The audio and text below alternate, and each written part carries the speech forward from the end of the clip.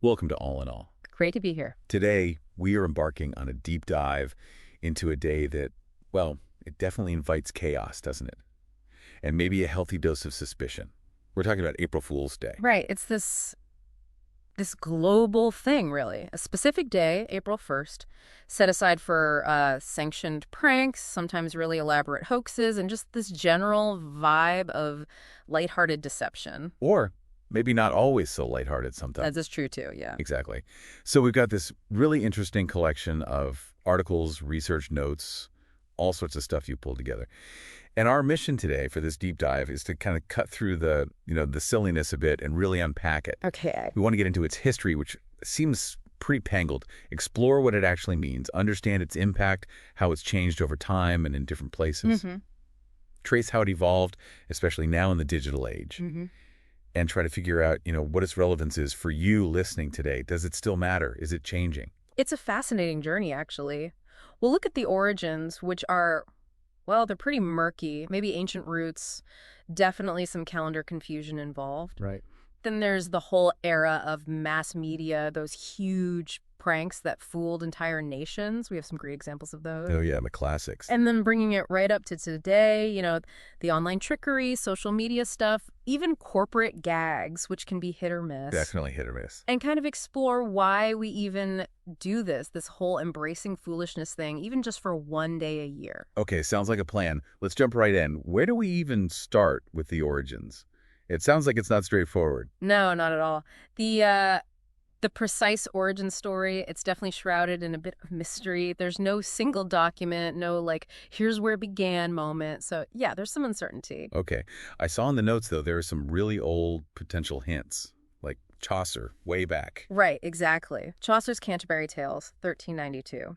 In the Nun's Priest's Tale, there's this line about the 32nd day of March. Which doesn't exist. Which doesn't exist. So scholars debate this. Yeah. Was it a typo, a scribal error? Did he mean 32 days since March began, which lands you on April 1st? Ah, yeah. And the context is a trick played on a vain rooster. So it feels like it could be related to foolishness on April 1st, but it's suggestive, not conclusive proof of a tradition back then. Just a hint. Huh. And there was a French poet, too. Éloi de Merval.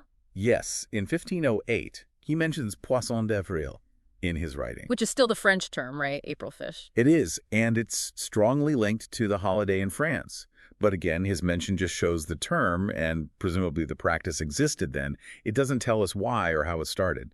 So these early mentions are like little breadcrumbs, but they don't lead us straight to the source. Okay, so if those early mentions are debatable, what's the theory that most historians, or, the sources we looked at, tend to favor? What's the main story? The most widely accepted explanation, the one you see most often, ties April Fool's Day directly to a really big historical shift. It's all about calendars. Yeah, specifically changing the calendar and when New Year's Day was celebrated. Ah, right. The switch from the Julian calendar to the Gregorian one. That makes sense. Exactly. So under the old Julian calendar, which Europe used for centuries, New Year wasn't just January 1st. In many places, especially France, the New Year celebration was more like a festival week. It started around March 25th, the Feast of the Annunciation. Okay. And it culminated about a week later, right on April 1st. So April 1st was kind of the big finale of the New Year's party. So for a long time, April 1st was the New Year, or the end of it anyway. Pretty much the end of the celebrations, yeah. Yeah. Then things changed. Around 1582, France, under King Charles IX, decided to adopt the reformed Gregorian calendar. Okay, 1582. Well, the decision was made earlier with the Edict of Roussillon in 1564, but it really took effect. And the key change for the story was officially moving the start of the new year to January 1st. Right, so decree comes down. New Year is January 1st now, not April 1st anymore. Simple enough. You'd think. But imagine implementing that back then. Communication was, well, slow. Messengers on horseback, public announcements in town squares. It wasn't instant. Yeah, no push notifications saying calendar update. Definitely not. So news traveled slowly, especially out to the countryside. And even when people heard about it, some just didn't change. Maybe out of habit, maybe they didn't like the new system, maybe they were just confused.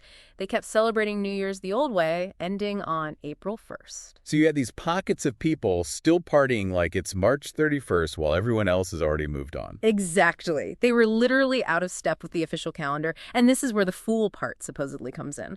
The theory goes that the people who had adopted January 1st started looking at the April 1st celebrators as, well, behind the times, stubborn, maybe a bit dim, foolish.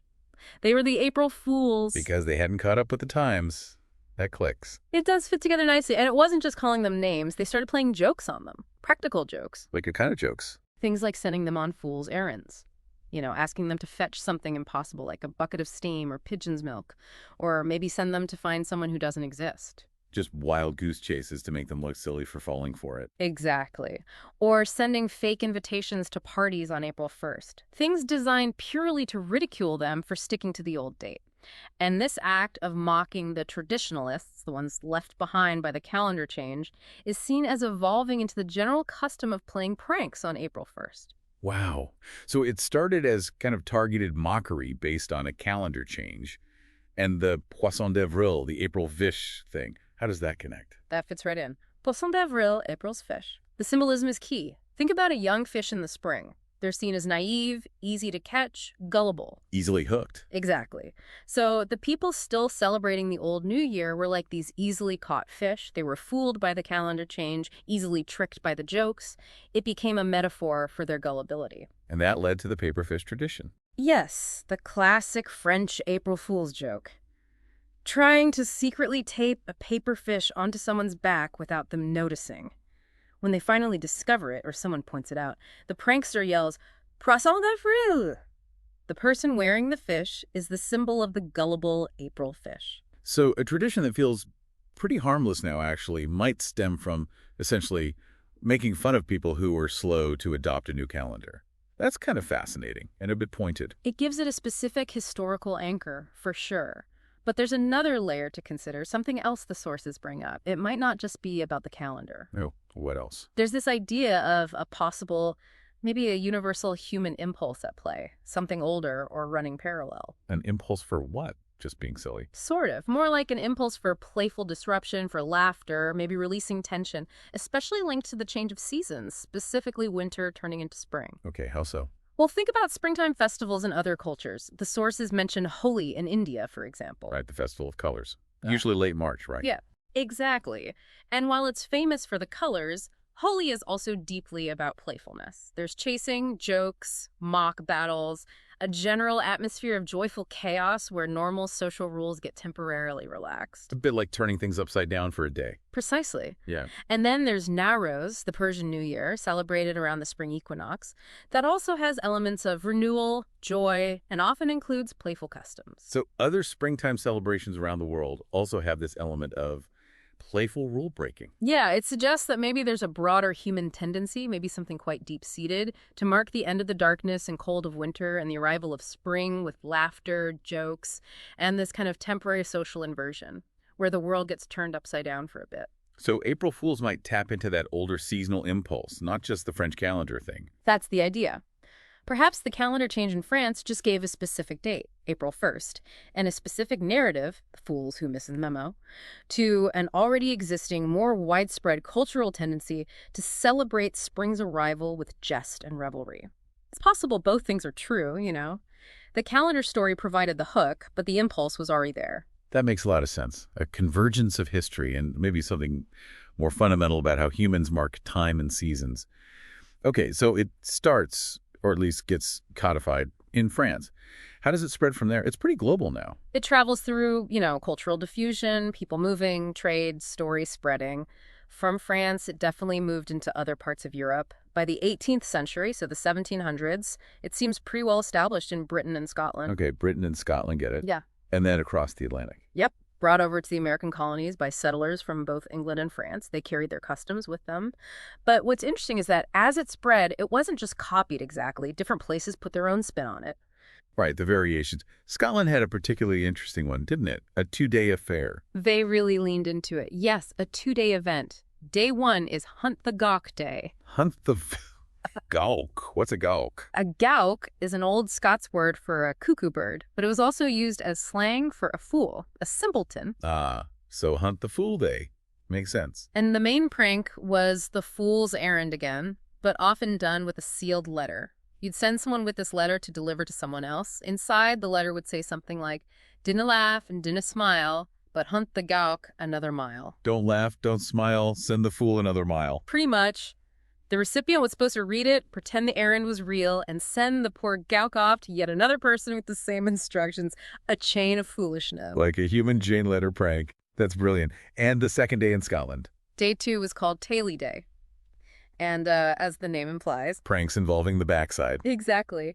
This is apparently where we get the origin of pinning a kick-me sign on someone's back. That's where kick me comes from. Scotland's Taily Day. Wow. According to the sources, yes. Along with other jokes aimed at, well, the tail end. It gives a specific cultural root to a prank kids still pull today. That's amazing. What about England? Any specific rules there? England developed a bit more of a time limit. Pranks were traditionally supposed to happen only in the morning. If you got fooled, you might be called a noodle or a goby or an April Fool. A noodle. I like that one. But the key rule was all pranks had to be done and dusted by 12 noon. If you tried to pull a prank in the afternoon... You were the fool. Exactly. It was considered bad luck or just not playing by the rules. The joke was on you if you pranked after midday. Interesting. A temporal boundary. Any other places mentioned? Portugal. Yeah, Portugal's take is interesting because it's not always April 1st. It's traditionally tied to the Sunday and Monday before Lent, and their main custom involves throwing flour. Flour. Just throwing flour at people. Seems like it. Sounds messy, maybe a bit chaotic, more physically interactive than just telling a fib. Yeah, definitely more like a public festival kind of feel. It does, and it echoes back again to Holi in India, which the sources mention again here. Often March 31st, that spirit of playful chaos, jokes, colors. It just reinforces that idea that this kind of springtime revelry isn't unique to one single origin story. It pops up in different ways. So you have these different variations, different timings, but a shared core of playful deception or disruption around springtime. Exactly. But then the scale and the impact of April Fools takes a massive leap forward in the 20th century. Because of one thing, mass communication. Radio, television. Suddenly a prank isn't just local. Exactly. It could reach millions, tens of millions simultaneously. This allowed for hoaxes on a scale never before possible, and some of them became absolutely legendary. Okay, let's get into these. The BBC Spaghetti Harvest has to be number one, right? It's arguably the most famous, yeah. Yeah. 1957. The BBC, highly respected source of news, airs a segment on its serious current affairs show, Panorama, hosted by the very distinguished Richard Dimbleby. Sounds legit already. Totally. And the segment shows, with what looks like genuine documentary footage, Swiss farmers in Ticino harvesting spaghetti from trees. Spaghetti growing on trees. It's just so wonderfully absurd. And that was key. Spaghetti wasn't everyday food for many Brits back then. They might not have known exactly how it was made. The footage looked convincing women carefully pulling strands off branches, laying them out to dry. So people bought it. Oh, big time. The BDC switchboard was jammed, hundreds of calls. And people weren't calling to say, haha, good one. They were calling to ask, Like, where can I get a spaghetti tree? Exactly. How do I grow my own? The BBC's official deadpan response became legendary, too. They apparently told callers to place a sprig of spaghetti in a tin of tomato sauce and hope for the best. Brilliant. Just keeping the joke going. And wasn't there a story about the BBC's own Director General being momentarily fooled? Yeah. The story goes Serene Jacob actually consulted an encyclopedia to check. It just shows how well they executed it, leveraging that trust people had in the BBC. It's incredible. Okay, what's another classic from that era? Sweden and the TV stockings. Yes, 1962. Swedish National Television, SVT. They had their technical expert, a guy named Kjell Stenson, go on air. This is back when TV was only black and white. Right. And he claims he's discovered a simple trick to get instant color reception on your existing black and white set. All you need is a nylon stocking. The stocking, how? He gave this pseudoscientific explanation about the fine mesh refracting the light waves, creating color. He even demonstrated it, telling viewers to stretch a stocking tightly over their screen and move their head around to see the effect. Of course, it was just camera tricks on his end. But people tried it. Thousands. Reportedly, there was a run on nylon stockings across Sweden as people rushed home to try this amazing technological breakthrough. That's hilarious, just imagining people squinting at their TVs through pantyhose. And the beautiful irony, as the notes point out, is that actual color broadcasting didn't start in Sweden until April 1st, 1970. 8 years later on the very same date. History has a sense of humor sometimes. Okay, moving to print. Sports Illustrated and Sid Finch. Oh, a classic sports hoax. 1985. The writer George Plimpton, famous for his participatory journalism, writes this incredibly detailed piece for Sports Illustrated. About a baseball player. A completely made-up rookie pitcher for the New York Mets named Sid Finch. Plimpton described him as this mystic, an orphan raised in a Tibetan monastery who had learned to throw a baseball with yogic mastery and could throw it 168 miles per hour. 168. That's completely impossible. Like physically impossible. Totally impossible. The fastest pitches are just over 100 miles per hour. But Plimpton wrote it so convincingly with photos and interviews. Many readers, especially Mets fans desperate for a superstar, absolutely fell for it. The magazine got tons of letters asking for more info on Finch. How did they eventually reveal the joke? Was there a clue hidden somewhere? A very clever one, yes. Yeah. You had to read the subheadline carefully. The first letter of each word in the subheadline spelled out. HAPPYAPRILFOOLS Happy April Fool's Day. Ah, fib. That is brilliant. Hidden in plain sight. Rewarding the really attentive reader. A masterpiece of the genre. Then there was Radio NPR in 1992. What did they do? Their show, Talk of the Nation, ran a segment where they announced that former President Richard Nixon was running for president again. Nixon. Running again. That would have been shocking. Exactly. They had an actor doing a really good Nixon impression, giving a campaign speech with the slogan, "I didn't do anything wrong and I won't do it again." Or something very close to that effect. The source mentions, "I didn't do anything new and I won't." That's priceless. Did it fool people? It definitely startled a lot of listeners before they revealed later in the show it was a gag performed by an actor. It played on the sheer unlikelihood of it. These examples really show the power those traditional media outlets had, the trust people placed in them. Absolutely. And corporations started getting in on the act too, sometimes spectacularly. Taco Bell, 1996. Oh yeah, the Liberty Bell. That was bold. Incredibly bold. They took out full-page ads in major newspapers.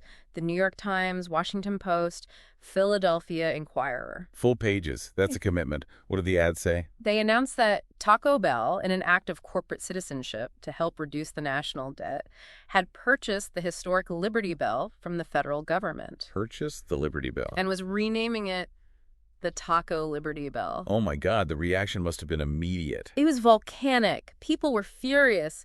The National Park Service in Philadelphia got absolutely slammed with angry calls from citizens demanding to know how they could sell a national treasure to a fast food chain. You do not mess with national symbols. Definitely tapped a nerve.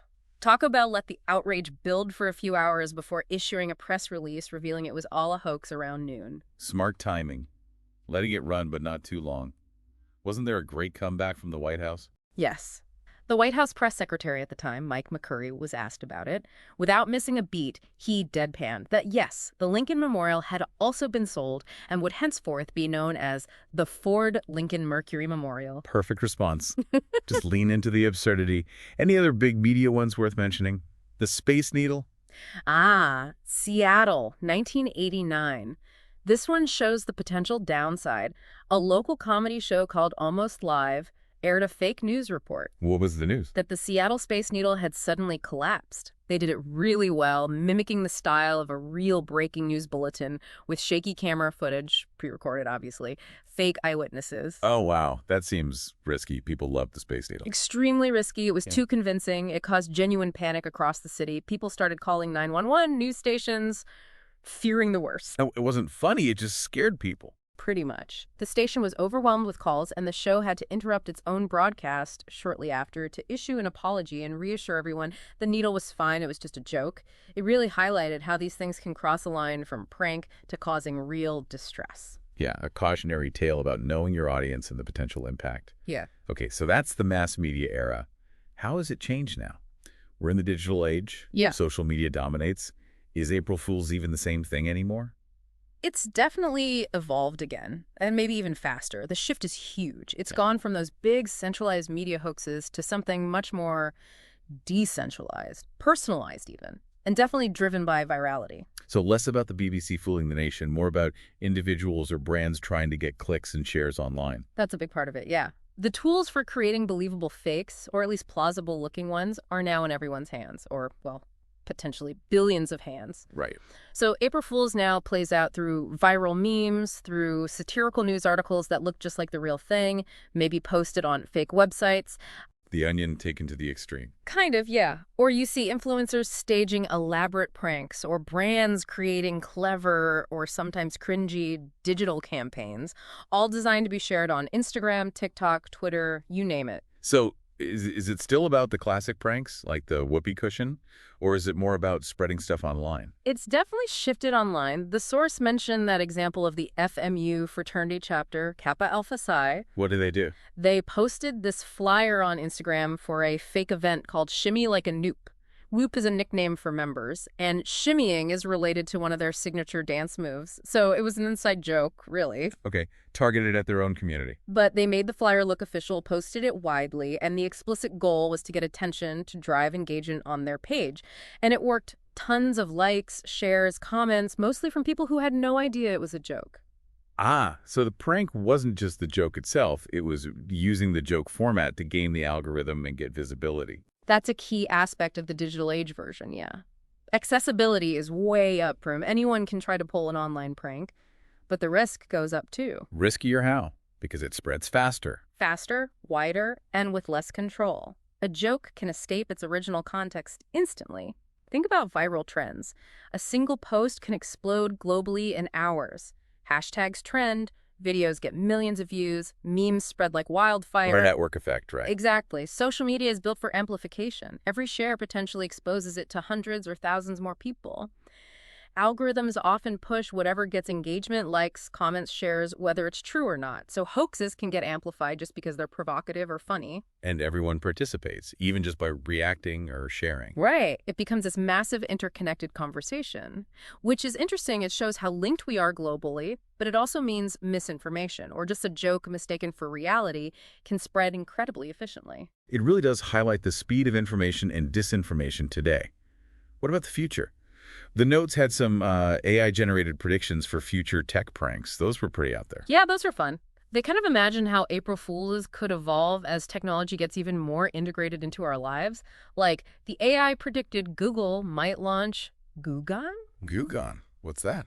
A service where instead of instant search results, Google sends them to you by postal mail. Postal mail. Seriously? Yep. Estimated delivery, 7 to 10 business days. Oh my God. In today's world, that's hilariously awful. The ultimate anti-instant gratification prank. Exactly. It plays perfectly on our expectations. Yeah. Then there was Microsoft bringing back Clippy, the old paperclip assistant. Oh, no, not Clippy. He was so annoying. But this would be AI Clippy, supercharged. Mm-hmm. And instead of just unhelpful suggestions, this AI Clippy would be programmed to, like, actively mess with you. Oh. Crack jokes, make sarcastic comments, and pull little pranks right there in your software, like rearranging your desktop icons when you look away. That would be infuriating. Or popping up with fake error messages. The example was something like, "It seems you're trying to be productive. Would you like some assistance with procrastination instead?" Complete with a little paperclip animation. Okay, I admit, that's actually pretty funny. And kind of meta about AI assistants. Right. It plays on that love-hate relationship we have with tech. Then there was Amazon Echo built into a fork, the Echo Fork. Smart fork. Why? The idea was it could, like, analyze the food you're eating as you lift it to your mouth, identify ingredients, suggest recipes, maybe even critique your cooking mid-bite. Alexa, how's my pasta today? Yeah. Needs more salt. Exactly. It's just peak smart device absurdity. And there was a quick mention, too, of an Adobe Reality Photoshop app, implying you could digitally alter reality itself, maybe through augmented reality. Whoa. That one's a bit more sci-fi. For sure. But these predictions, even the silly ones, show how future pranks might get even more deeply embedded in the technology we use every day. It's a fascinating, maybe slightly unnerving direction. But amidst all this talk of evolution in tech, there's also a counter-narrative in the sources, isn't there? That maybe April Fool's is fading.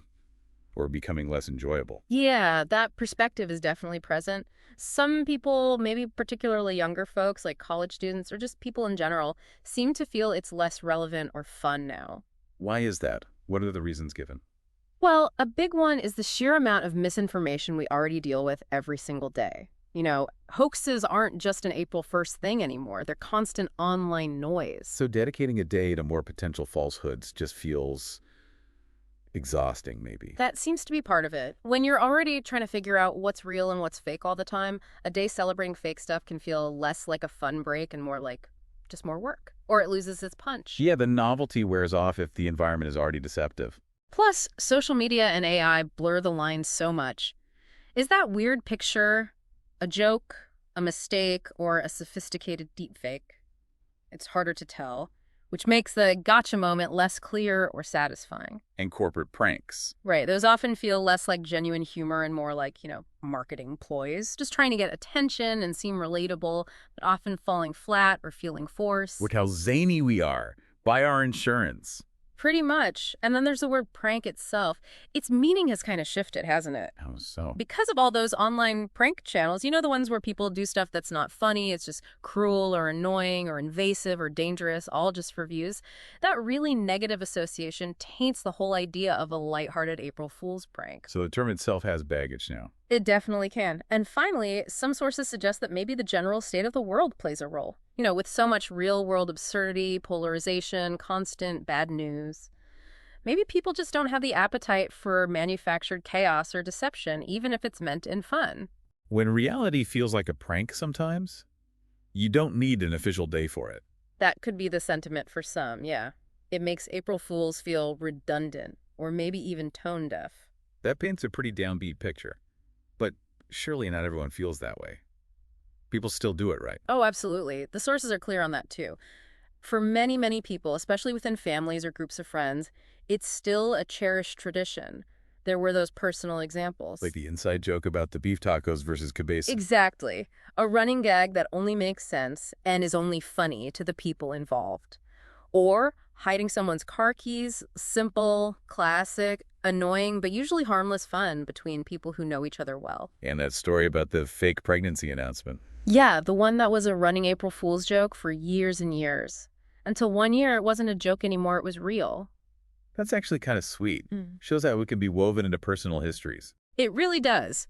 So while the big public or corporate pranks might be losing favor with some, that core impulse for personal shared laughter, a bit of lighthearted trickery between people who care about each other, that definitely still seems alive and well. It reinforces those close bonds. Okay, so it's complicated. It has this murky history. It's evolved massively with media, and people have really different feelings about it today. What's the deeper significance then? Why does this weird tradition persist at all? That's the million-dollar question, isn't it? And sociology offers a really interesting lens here. Our sources bring up functionalism. Functionalism, remind me, that's the idea that social practices stick around because they serve some kind of purpose for society, right? Keep things stable. That's the gist, yeah. Society as a system and its parts work together to maintain order and solidarity. And from that angle, April Fool's Day can be seen as what they call ritualized deviance. Ritualized deviance. Sounds serious for a day about whoopee cushions. It sounds academic, but the idea is pretty cool. It means society sets aside specific, controlled times where it's okay to break the normal rules, temporarily. Okay. So on April Fool's, the usual rules about always telling the truth, being serious, maybe respecting authority or hierarchy, those get deliberately flipped, but only for a short time, and usually within unwritten limits. It's like a sanctioned timeout from normal behavior. But how does breaking rules help keep society stable? Seems like the opposite would be true. It's paradoxical.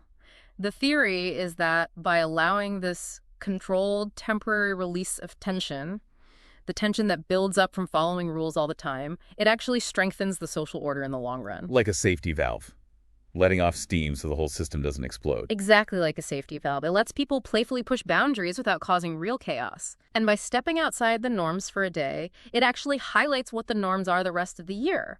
It reinforces the rules by temporarily suspending them. Huh. Never thought of it that way.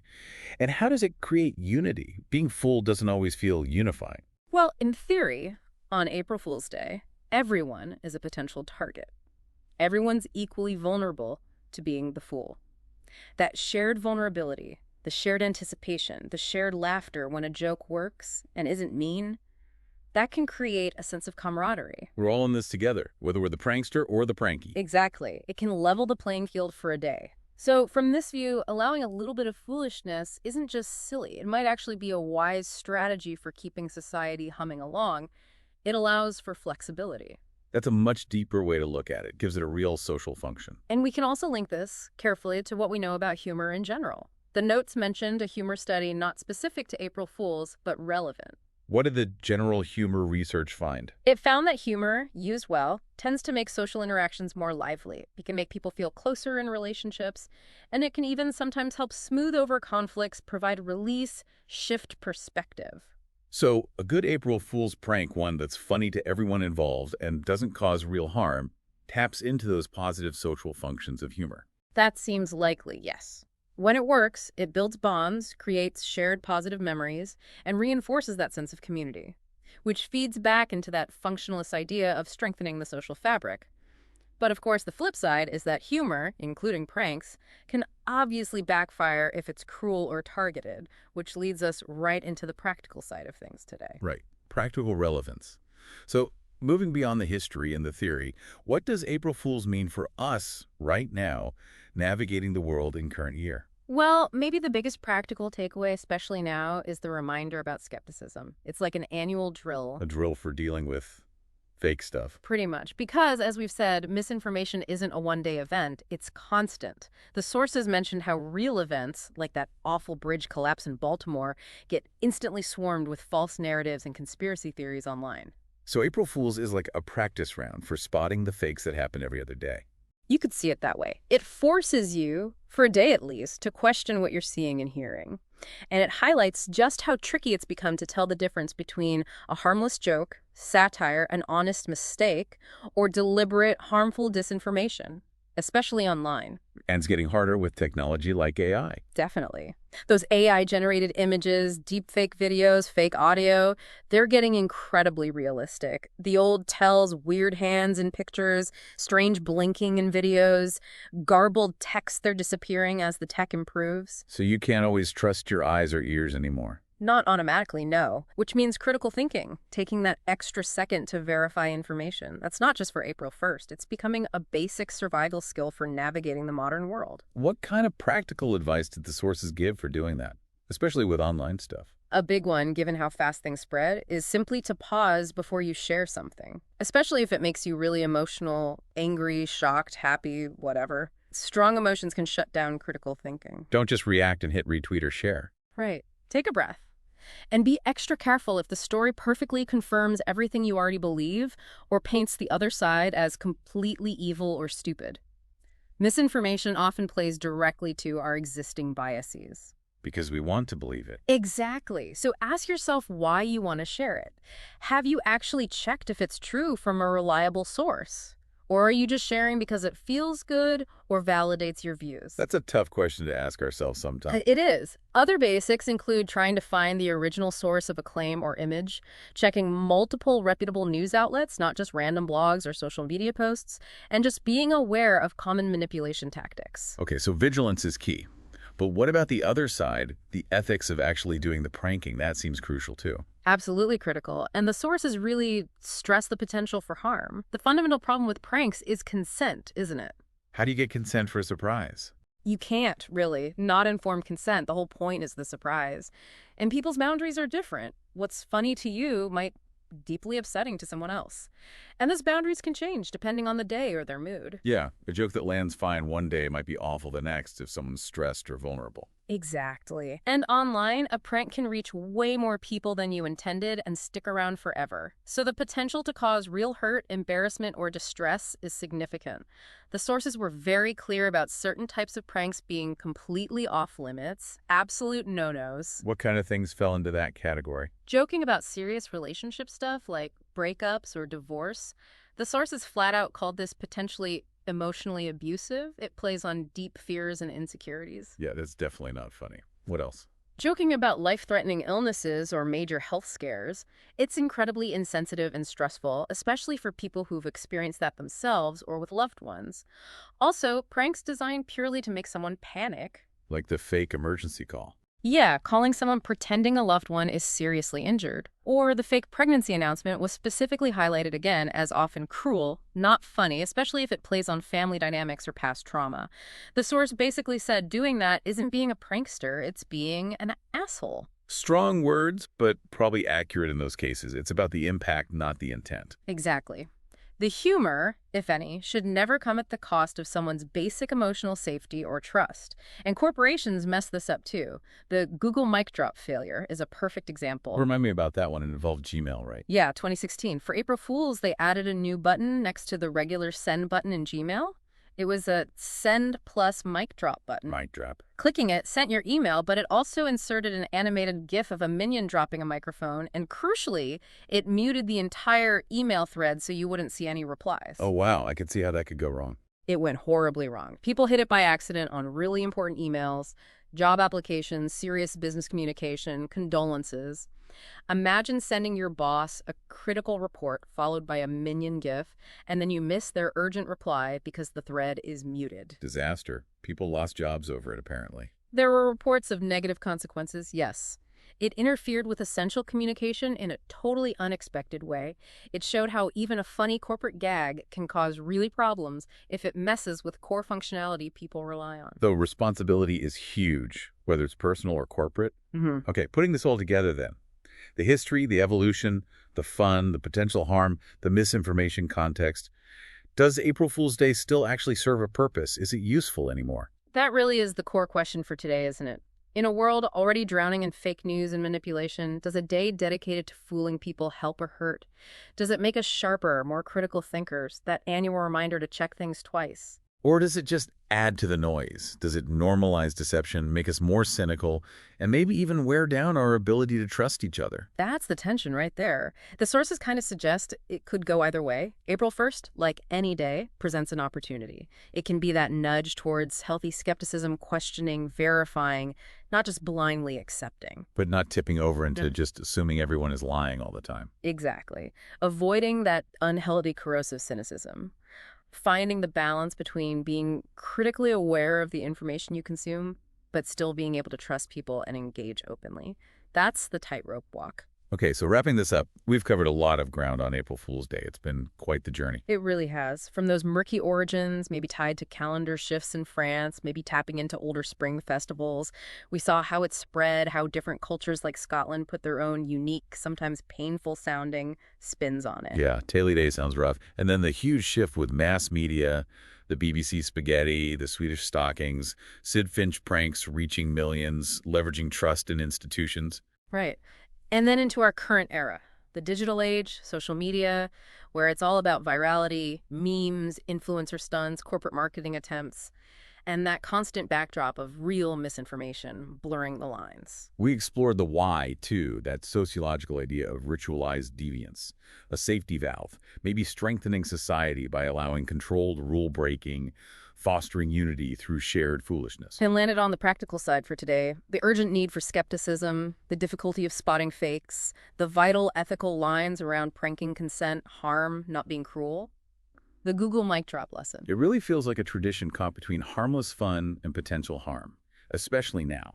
Its history is deep, its evolution reflects our changing media, and its meaning today seems really contested. It's about truth, trust, playfulness, all complex things. It forces us to think about deception, doesn't it? Why we do it, how we react to it, where the lines are. Definitely. So maybe a final thought for you, our listener, to chew on. In this age where sorting fact from fiction is already a massive challenge, does April Fool's Day still serve a useful purpose? Does it act like a yearly booster shot for our critical thinking skills, making us more vigilant? Or does it just contribute to the erosion of trust, making it harder to believe anything or anyone? How do we hold on to the joy of playful foolishness, that necessary release, without making it even harder to find genuine truth and build real trust in the world? Something to think about. Thanks for listening to All in All.